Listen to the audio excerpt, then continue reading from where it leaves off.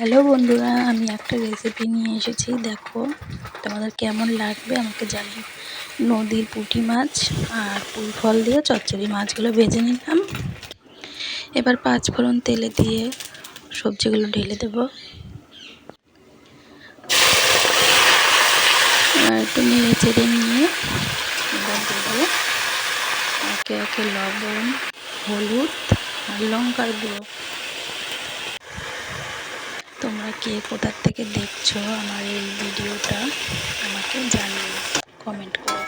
ভালো করে কষিয়ে নিয়ে জল দিয়ে এবার একটু সেদ্ধ করে নিয়েছিলাম। এবার এর মধ্যে দিয়ে দেবো ভাজা পুঁটি মাছ। এবার ঢেকে দেব।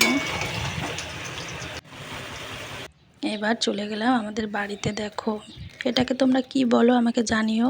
আমি এটাকে বিলাতি ধনেপাতা বলি।